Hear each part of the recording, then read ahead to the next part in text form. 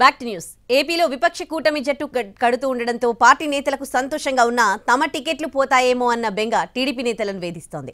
అందులోనూ ఒక కుటుంబానికి ఒకటే టికెట్ అంటూ ప్రచారం జరుగుతూ ఉండడం నేతలను కలవరపరుస్తోంది. దీంతో సీమలోని బలమైన రాజకీయ నేపథ్యం ఉన్న కుటుంబాలు తమకు ఆశించిన టికెట్లు వస్తాయా రావా అన్న కన్ఫ్యూజన్లో ఉన్నాయి. రాయలసీమలోని చాలా కుటుంబాలు వారసత్వంగా రాజకీయాలు చేస్తున్నాయి.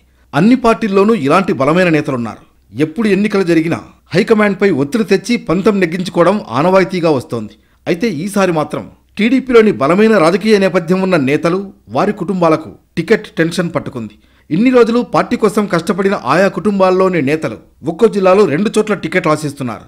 ప్రస్తుతం అధిష్టానం ఆ కుటుంబాలకు 2 టికెట్లు ఇస్తుందా లేదా అన్న చర్చ సాగుతోంది. పరిటాల కుటుంబ విషయానికొస్తే వారు మొదటి నుంచి తెలుగుదేశం పార్టీలో కొనసాగుతున్నారు. ఎన్టీఆర్ పిలుపు మేరకు పరిటాల రవీంద్ర రాజకీయాలకు వచ్చిన తర్వాత పెనుకొండ నుంచి ప్రాతినిధ్యం వహిస్తూ ఆ ప్రాంతాన్ని టీడీపీకి కంచుకోటగా మార్చారు.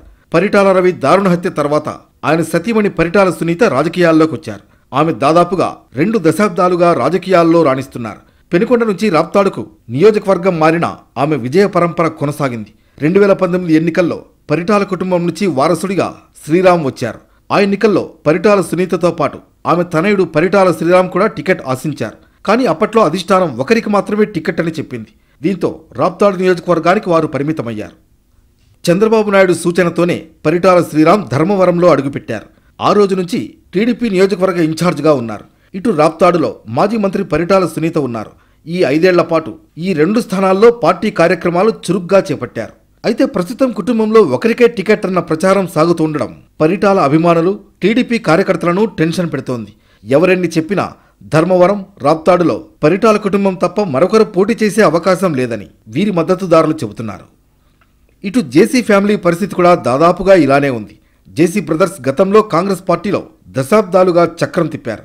2014 ఎన్నికలకు ముందు తెలుగుదేశం పార్టీలో చేరారు జేసీ సోదరులు. ఆ ఎన్నికల్లో తాడిపత్రి నుంచి జేసీ ప్రభాకర్ రెడ్డి, అనంతపురం పార్లమెంటు స్థానం నుంచి జేసీ దివాకర్ రెడ్డి పోటీ చేసి విజయం సాధించారు. 2019 ఎన్నికల్లో జేసీ ప్రభాకర్ రెడ్డి తనయుడు అస్మిత్ రెడ్డి తాడిపత్రిలో, జేసీ దివాకర్ రెడ్డి తనయుడు పవన్ రెడ్డి అనంతపురం పార్లమెంటు స్థానానికి పోటీ చేసి ఓడిపోయారు. కానీ ఇప్పుడు జేసీ ఫ్యామిలీ మాత్రం తమకు 2 టికెట్లు కావాలని చెబుతోంది. ఇదే అంశాన్ని చంద్రబాబు దృష్టికి కూడా తీసుకెళ్లినట్లు ప్రభాకర్ రెడ్డి చెబుతున్నారు. తమకు 2 స్థానాలు ఇవ్వాల్సిందేనని పట్టుబడుతున్నారు. ప్రస్తుతం జేసీ ప్రభాకర్ రెడ్డి తనయుడు అస్మిత్ రెడ్డికి తాడిపత్రి స్థానం దాదాపుగా కన్ఫర్మ్ అయింది. జేసీ పవన్ రెడ్డికి అనంతపురం పార్లమెంటు స్థానం ఇవ్వాలన్న డిమాండ్ ఉంది. మరోవైపు జేసీ ప్రభాకర్ రెడ్డి అల్లుడు దీపక్ రెడ్డి రాయదుర్గం టికెట్ ఆశిస్తున్నారు. ప్రస్తుతం ఈ 2 కుటుంబాల విషయంలో టీడీపీ అధిష్టానం ఎలాంటి నిర్ణయం తీసుకుంటుందన్న చర్చ సాగుతోంది.